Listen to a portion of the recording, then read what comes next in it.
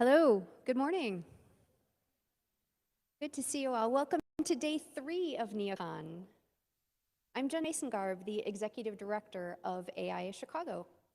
The Chicago chapter of the American Institute of Architects is the collective voice of nearly 4,000 architects, emerging architects, and allied professionals, many of whom probably are watching online today, so greetings to our members.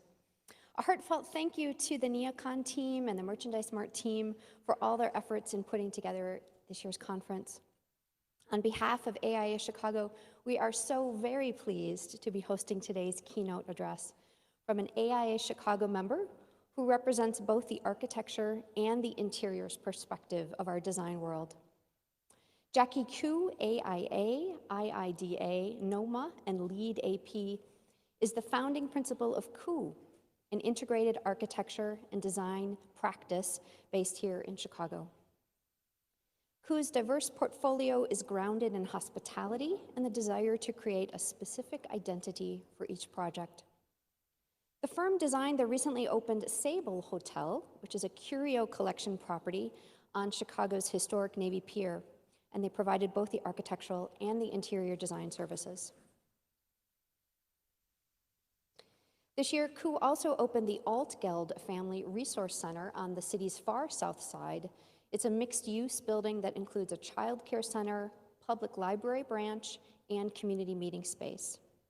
2 future projects include the Center for Arts at the University of Illinois at Chicago, which is a competition-winning design by OMA, the Office for Metropolitan Architecture, and Koo, and the Discovery Partners Institute with OMA and Jacobs.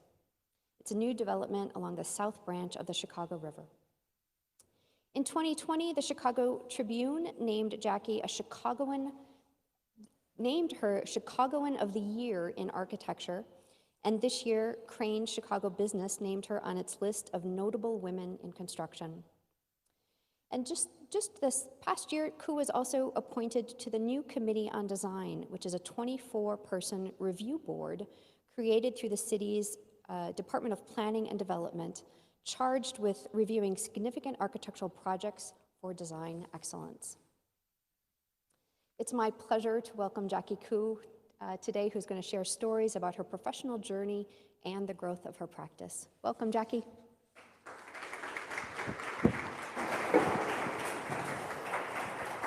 Thanks, June. Well, hi everyone, and thank you for coming to hear about our practice, and thank you to the AIA and our hosts at NeoCon. I'm super excited to be here and share a bit about our integrated design practice and projects, and this is the first time I've spoken to an audience outside of our local Chicago design and real estate community. So a quick overview about me and the firm for the people who don't know us. First, a little bit about me. In a nutshell, I'm first generation Korean American, and I grew up in a small town in Ohio, outside of Columbus. And here's the architect design ranch that I grew up in, and my parents. I studied philosophy as an undergrad at the University of Chicago. That's how I got to Chicago.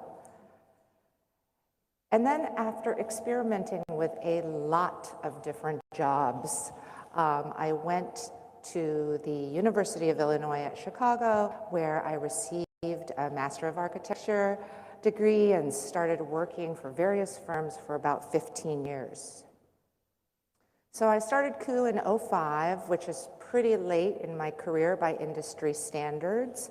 And our first constructed project was the Hotel, which really set the tone for the practice. We were lucky enough to have a client who supported us in doing something pretty unusual that would create an identity for the building. As those of you who work in hospitality know, the hotel building type is intrinsically repetitive, and at that time, the clients and brands were much more focused on interior design. This usually results in kind of like a boxy building, repetitive, shoebox type thing. But in our case, the client supported this zigzagging chartreuse glass feature that has come to be known as the lightning bolt. The form came from a number of things, including just trying to open up the entry at the corner of State and Lake, where the entrance to the L is. And we pushed back the facade at the ground plane a little, only 5 feet kind of, and experimented with an extension of that idea. We were trying to do something that would create an identity for the hotel in the theater district. And so we added the chartreuse color to the glass, aiming to create a kind of graphic logo or sign or marquee that would go up the whole building. And the zigzagging geometry kind of echoes the L tracks, I think. So this project was also how we started doing hospitality interior design work. Initially, we worked with an outside interior designer from Beverly Hills, great designer. But as the project progressed into construction, we gradually got more and more involved in the interior design as well. So over the last 16 years, interior design has become an intrinsic part of the practice. And while in the beginning of my career as an architect, a long time ago, a really different time, I had some reticence about doing interiors due to potential, pigeonholing since I was an architect. I have always had an interest and affinity toward interior design. And with the proliferation of design on cable TV and home shows, HGTV, I think it has such power to connect with people. It's kind of what most people care about the most, I've found. In hospitality, these are often separate scopes of work and often and usually by separate firms. But when you look at the definitions, where does one begin really and the other one end? And it doesn't even account for the field of interior architecture. Oftentimes, architecture and interior design seem at odds, but I think this is largely because interior design happens after the architecture has been set, which leads to a natural tension. So why do they really have to pull in different directions? We find it best really in our practice to think about both interiors and architecture hand in hand, and we think that taming Dr. Doolittle's mythical two-headed creature, this push me, pull you, creates a lot of opportunities. So our process has really evolved over the years. I mean, although I started as, a sole practitioner, we've grown into a much larger office, and it's super integrated, and I think that that's the way we do our best work. So we start with an inclusive charrette that includes both architects, designers, and planners in the concept design phase and identity discovery process. It's an egalitarian approach that allows us to generate a lot of ideas very quickly, and inevitably some are good. This allows all the members of our office to have a voice, and I think diversity adds to this, which is something we also strive for in the firm, and we try to get those diverse ideas out there. For those of you who have heard Frans Johansson speak, I mean, what he says really resonates with me. To paraphrase, the key to innovation is a lot of ideas coming from a lot of different people and different perspectives. I think that's so great. So we don't work in a particular style. I mean, you'll see as the projects unfold that our method is not in a particular style, but we experiment with different things, and not in the sense that they're cutting edge, but we explore ideas and test them out, and we practice and test things. And, I think that that's what's been successful in our practice. So, thinking about it, there used to be a time when architecture was the product of a power structure in a way, geared toward projecting solidity and maintaining the status quo. But now I think we're really getting away from that paradigm. In our office, one person, the designer, does not come up with the design ideas and everyone else executes them. And there's this mystique around the heroic architect or designer that I don't think applies to the way we work in our office anymore. In reality, on larger projects like we do, I think this has always been the case because there are large teams of people working on every phase and figuring so many things out that make the project special, that need to be designed all through the process.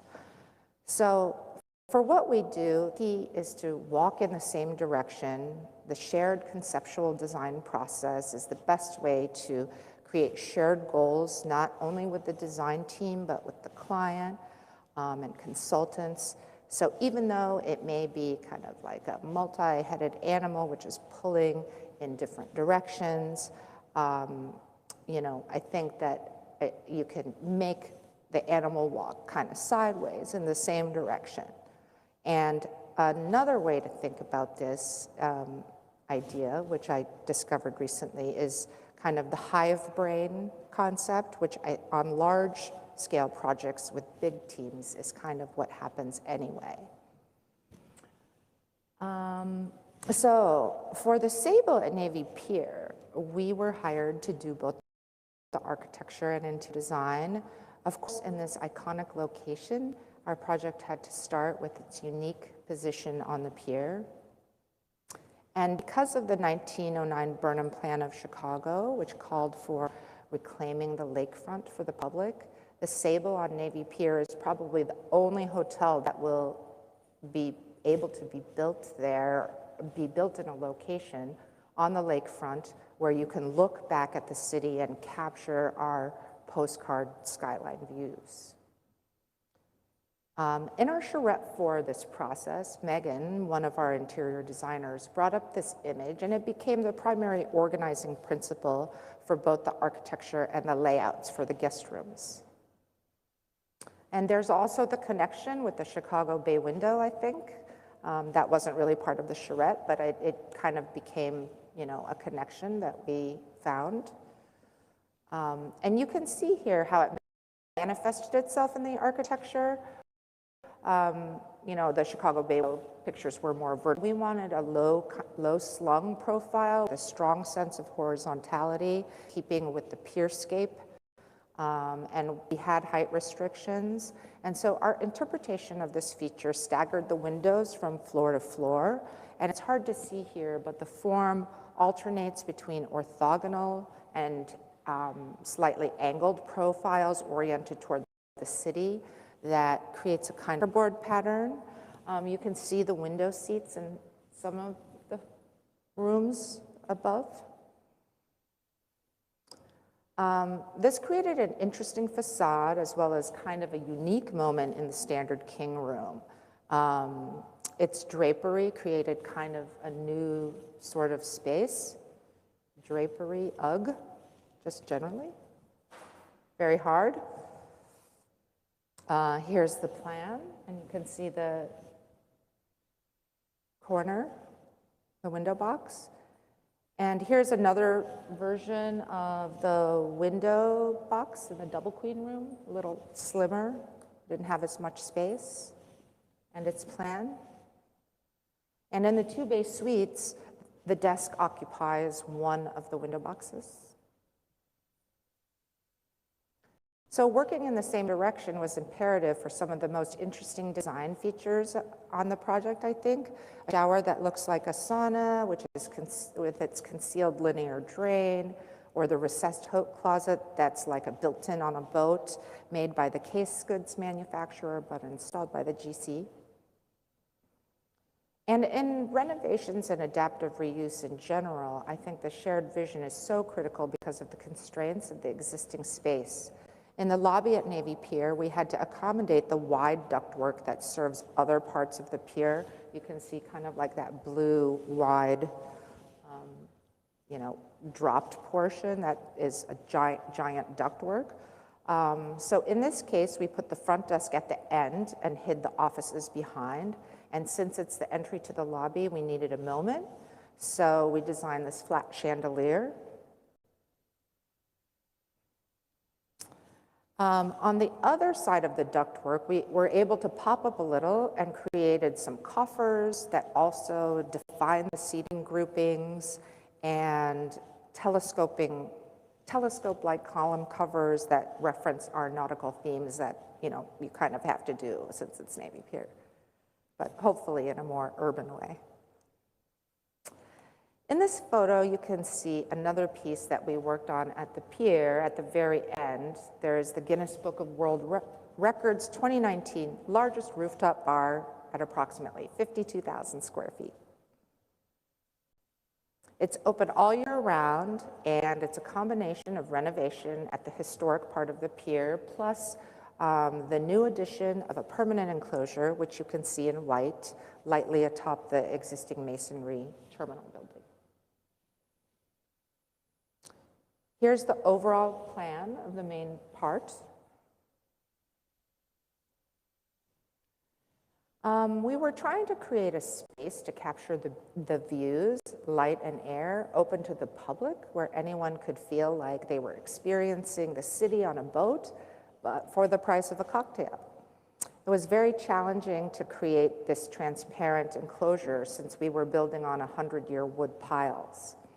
Our strategy was to design the building to have a net zero structural load and remove as much weight as we added to the structure. This entailed removal of about 8 inches of concrete slab, and we replaced it with a lot of more lightweight materials, pavers. And then we needed to find the lightest possible roof structure. And after much research, this ended up being an inflated ETFE cushions filled with air. ETFE is kind of like a Teflon plastic material. You've probably seen it in maybe like stadiums. But it can be used as a glass substitute, we felt. because of its transparency and self-cleaning and structural strength.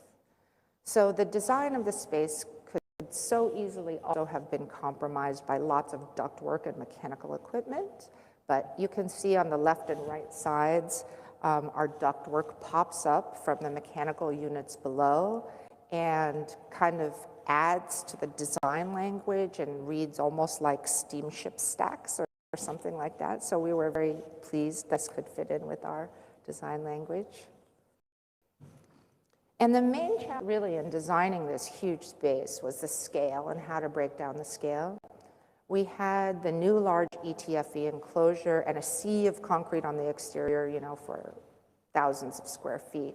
And so our solution involved the design of built-in elements in addition to furnishings that created distinct spaces that could be used for different size groups.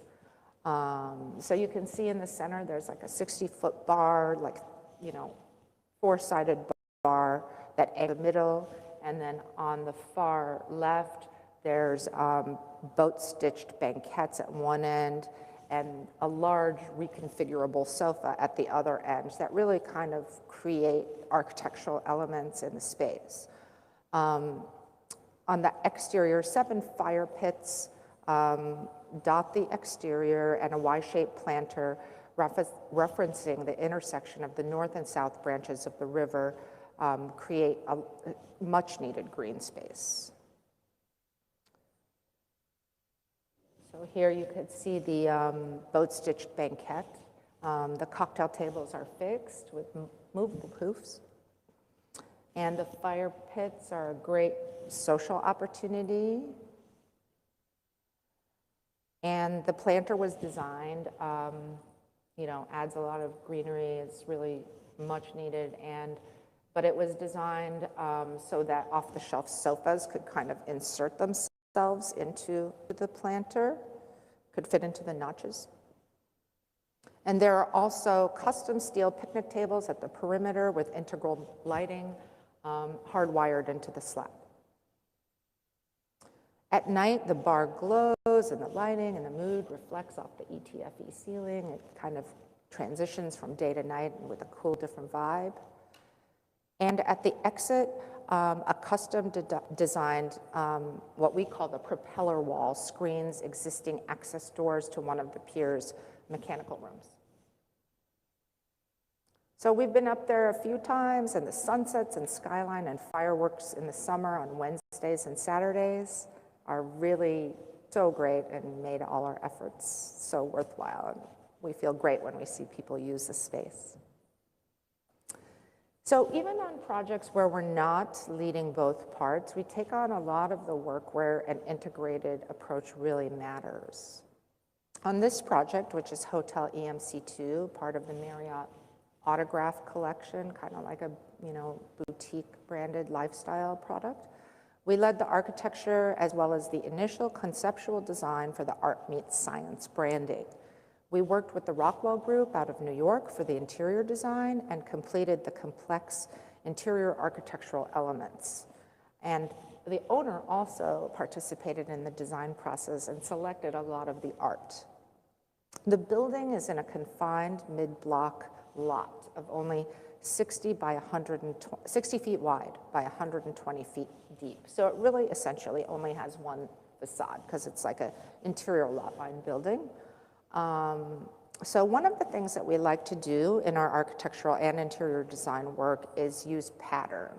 So we explored a legible pattern in the tower, which is something that our firm really pursues rather than kind of, especially in metal panel, rather than like random pixelated, patterns that you often see in metal panel skins. So we look at it almost like we would a tile pattern. And in this case, you can see sort of the diagrid when looking at the building as a whole. Certainly in Chicago, where we have a lot of lot line construction, sometimes pattern is the best way to express and explore design. At the base is a double height restaurant named the Albert, yes, after Einstein. And the large window welcomes the neighborhood in, and the double height space really belies the small footprint of the building. I mean, it's only 60 feet wide, but it looks pretty big.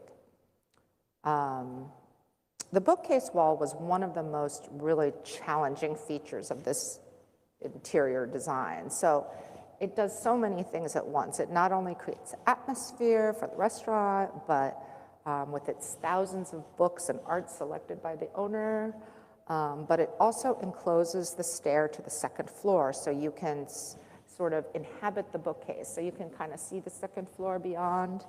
And the walls of the bookcase act as guardrails even in some instances. And the books actually are one of the primary acoustic solutions for this space. So the books really give a lot of acoustic,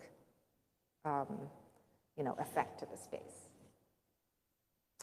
Here you can see the lobby carved out on the other side of the bookcase wall with stairs inserted. So you can see kind of like we're trying to make it look like you're inhabiting the bookcase. So the metal panel design at the base is slightly different. The tall part of the building, was a less costly metal panel solution. At the base, it's 3 colors of highly dynamic coated stainless steel. It's very hard to photograph, but here's a close-up again. And the perforations you see there let light into a window beyond, which goes onto the second floor. So the pattern came from actually the art in the conference room by British mathematician, scientists in residence at the Art Institute, and author Eugenia Cheng. And her books are there amongst the others. I don't know if any of you have read them, but it's like How to Bake a Pie, P-I, and Beyond Infinity. And these permanent chalkboard drawings, you can kind of see there in the middle of the chalkboard drawings, inspired our pattern for the base. And the terrace paving as well was an extension of the pattern. In the guest rooms, one of the best things we did was open up the corner of the bathroom by placing the shower there. So there are 11 rooms per floor on this tiny site, so the rooms are very efficient, but they feel as large as they can by putting a solid wall, instead of putting a solid wall to enclose the bathroom, by putting this glass shower enclosure. So I think that you can kind of feel how it opens up the corner of the room and makes the room feel a lot better. And for privacy, you can see there kind of like in the middle of the page, there's a curtain that kind of swings all the way around. And on the interior of the curtain is more artwork. So on top of it all, there's a culinary garden that supports the restaurant and everyone's favorite part of the hotel, the 2 robots, Leo and Cleo, which we created kind of uniforms for. They're really stickers that can use the elevators by themselves and deliver room service. Everybody loves those things. There's so many YouTube videos. For this project, this is the adaptive reuse of the old Cook County Hospital. We played the opposite role. So we were the architects on the last one, and on this one, we were interior designer with SOM leading a large architectural team. So we led the interior design for this, what became a dual-branded Hyatt House, Hyatt Place, that's in approximately half the building. And this project used historic tax credits, so the dialogue between the architect, the interior designer, and preservation team, not to mention the engineers, was so important. The building was still in a really bad shape when we got there, having sat vacant for 11 years, exposed to the elements. There were things growing in there. And this is what the interior looked like on our first visit. Terrible. I mean, you can't really see. So as the building got cleaned up, we discovered so many cool things that needed to be preserved. When we first got there, this double height space that you kind of see the bones of in the lobby was covered up with lay-in ceiling tile, so it was like 2 floors. and the remnants of the moldings were actually hidden under more lay-in ceiling tile. You couldn't see anything. But I think these projects have some of the best opportunities for architectural and interior design integration. And on this one, it was a necessity because we were kind of designing the space while it was still in the demolition phase. So one of the most important tasks that we felt we had was how to celebrate the formerly decked over two-story atrium. And although it was so costly, because this was a renovation project, a preservation project, we were able to retain and refinish the historic terrazzo floors and restore and replicate all the moldings, which is already a really enviable start to our work. So we wanted to both honor the building's historic roots and transform it into a welcoming, comfortable, contemporary hotel. Here you can see the 16-foot chandelier we added. Yeah. And the gold drip wall covering where a WPA mural used to be. The restored valley gray marble on the stair, one back. Created a nook for an intimate portrait of one of the architectural faces that you see on the facade. We took a lot of the architectural ornament from the exterior as an inspiration for some of our interior work. The neutral custom rugs include, pieces of the ornament woven in, like lions' heads and cherubs and like egg and dart moldings and things like that. Pomegranates and Hygeia, the symbol of the hospital and health. We've literally woven them into all the rugs. And we also felt that contemporary lighting was a really big key to modernizing the space and the hotel. So contemporary lighting fixtures are throughout, and we created a lighting concept for the general illumination of the building that uplights the beautiful moldings. So the restored stair continues to the second floor. And the second floor is quite large. And here there's a bar lounge on the far left, guest dining, meeting rooms, and fitness room. And the restoration of these magnificent windows and the arches was the driver for a lot of the space plan, and these historic arches were an important part of the corridor design that needed to be maintained from a preservation perspective. So here they are restored, the corridor with the custom runners that revealed terrazzo floors at the border. And the project didn't have an unlimited budget by any means. I mean, it's, a select service on some level hotel. And this design was a combination of prototypical Hyatt House and Hyatt Place furnaces. So here is like a seating group that responds to one of those fantastic windows. And we were able to use historic marble from the stair to add a custom fireplace. So in my mind, the architectural organizations of furnishings is one of the most important ways to create a great space.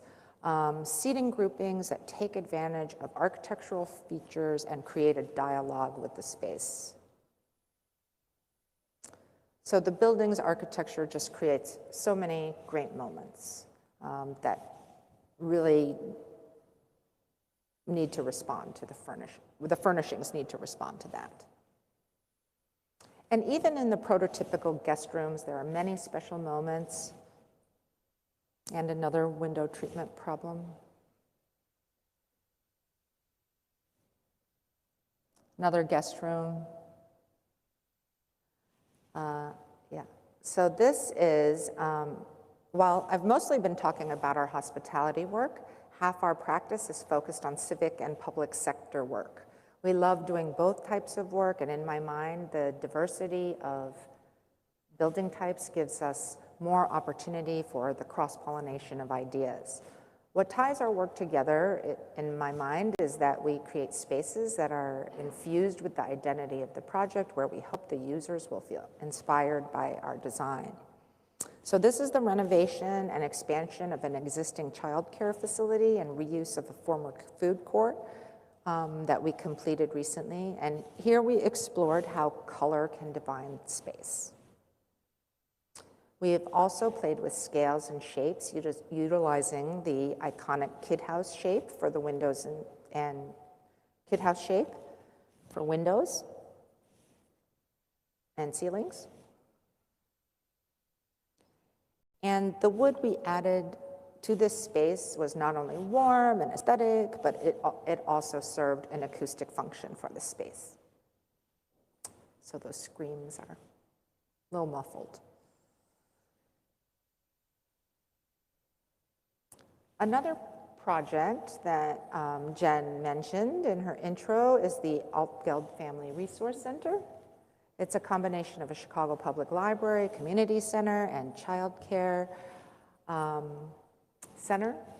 Somehow we've become experts in childcare. It sits in the middle of a public housing community on the far south side, which you may have heard of because it's where Obama started his community organizing.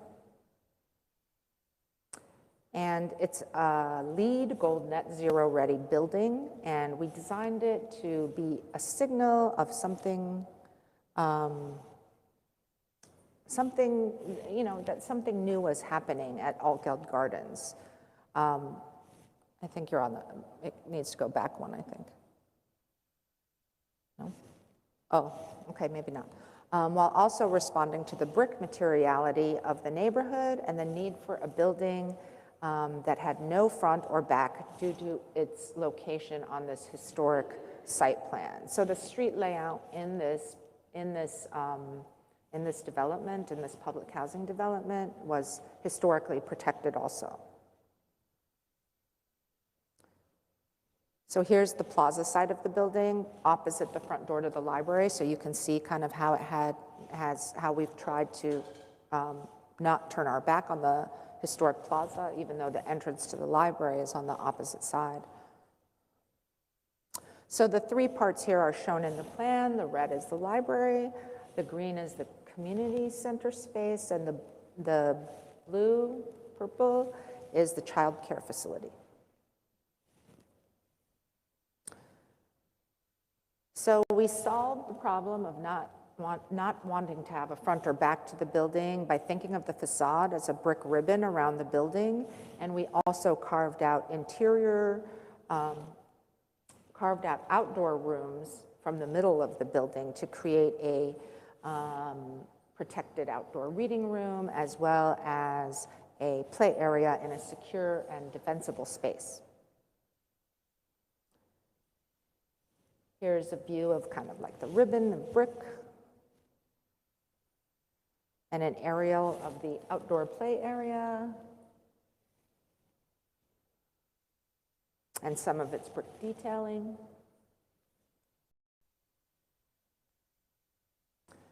So the other thing you're probably curious about are the blue hats on the building. These pop up the ceilings on some of the communal interior spaces that really can benefit from extra height, like the indoor community room and the indoor motor skills room in the child care. And they add, geometric ceiling interest and additional daylight to the spaces. In the child care interior, one thing that we really often use from our hospitality work is the creation of custom wall coverings. We use this design element frequently to create large-scale art and identity for a space. Architectural and interior design integration is especially important in unusually shaped buildings. In this case, we needed custom curved bookshelves that line the walls, and also arranging the perpendicular ones to create more private nooks.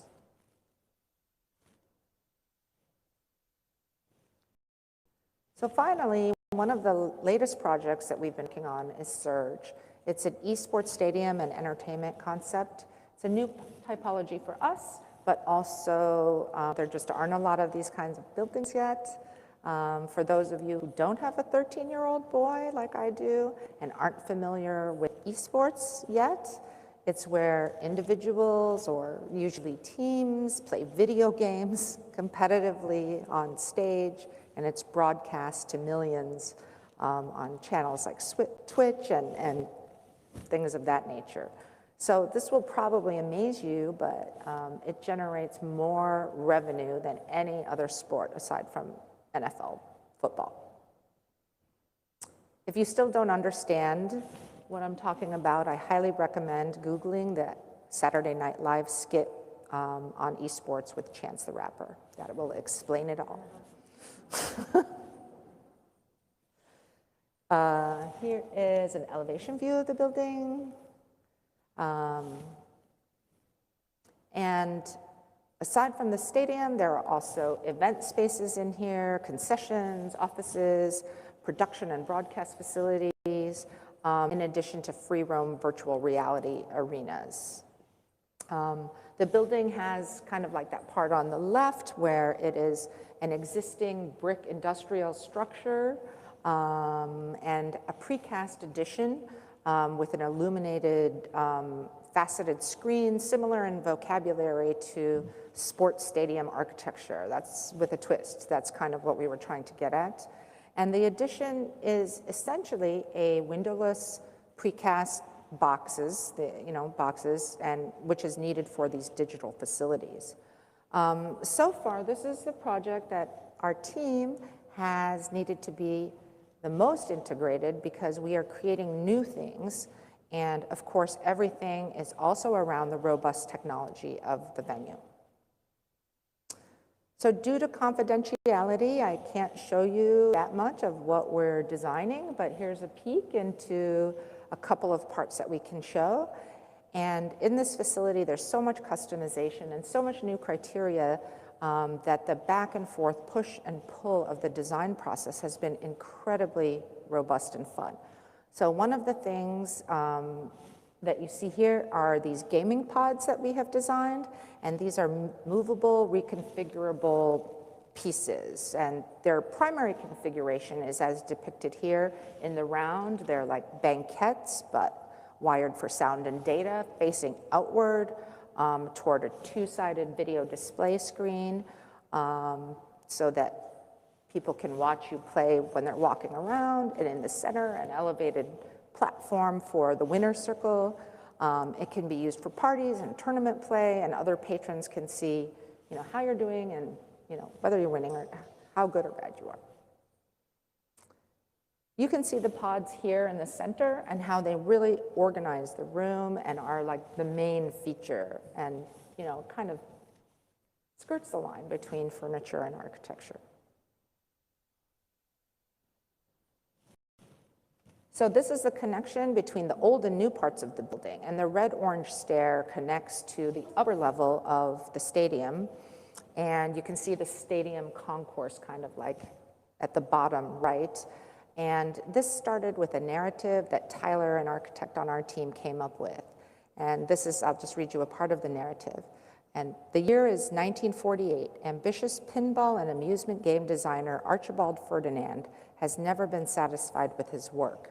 His interest in modern arcade games has dwindled as he set his sights on the future of gaming.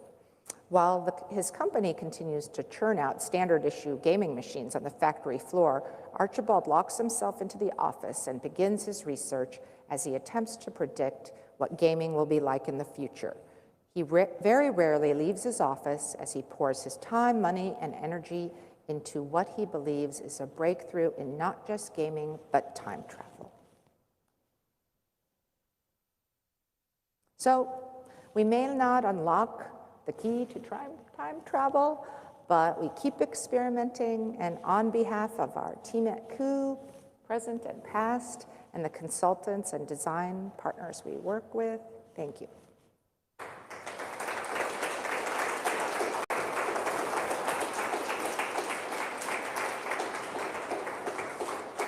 I can take questions if anyone has any.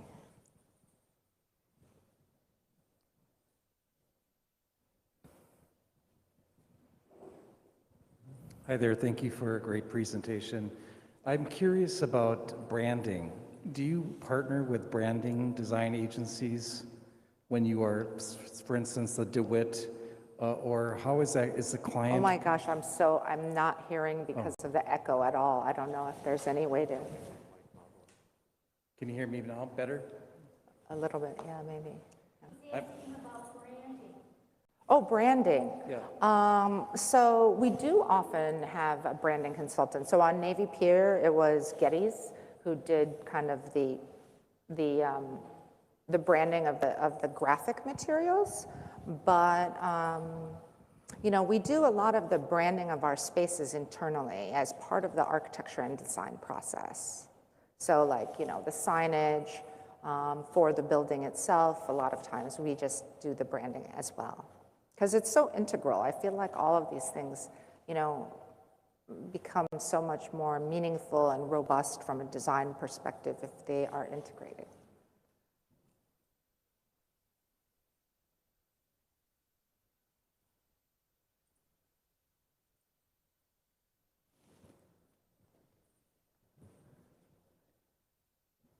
I'm just curious, what is your favorite kind of client? And do you like renovation, refurbishment, or brand new structures best? You know, I like them all. I mean, but my favorite kind of client is really one that really wants to, you know, do something unique and really understands the value of design and how that can affect their bottom line. So, you know, those are the best clients. And, you know, I like clients that have lots of opinions or standards. You know, I find all of this stuff to be, you know, a challenge and fun to work with.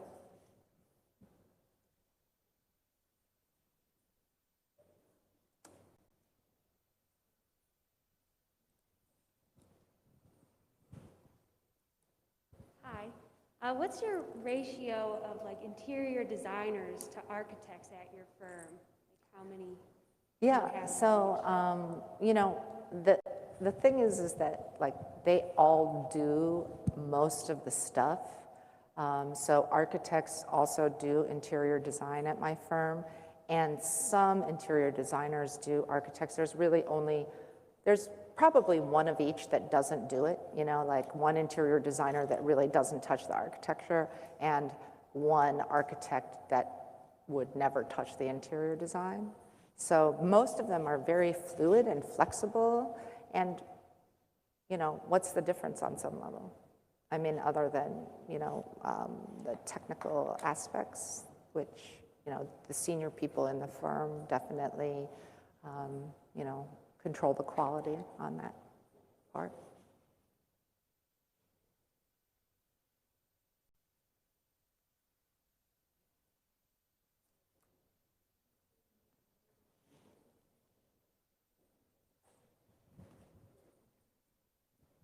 I wonder how you've been handling COVID. A lot of your work, it would be difficult to do it virtually, wouldn't it? Because there's so much collaboration.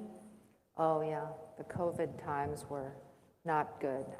You know, so I mean, I feel like if you're senior enough, you know, our work was pretty, you know, your work is pretty doable because you're so independent. But you know, the collaborating for only one Zoom call a day plus virtual chat for young people is really not great. So we are back in the office full-time, 5 days a week. We're all vaccinated, well-spaced, and it's going a lot better, I think.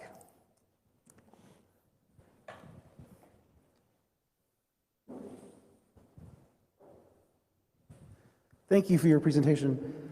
Thank you. The question I would have is how would you, or what advice would you give to an architecture firm that's just now trying to sort of integrate interior design into their process? I guess I would say that you should really try to open up that process to everyone, because you'd be amazed with what people come up with. I mean, you'd think that they're just an architect, but the first interior designer in my firm was an architect, and we had no interior designers there. So I would say that, just, be open to to opinions and just try things. That's really kind of got here.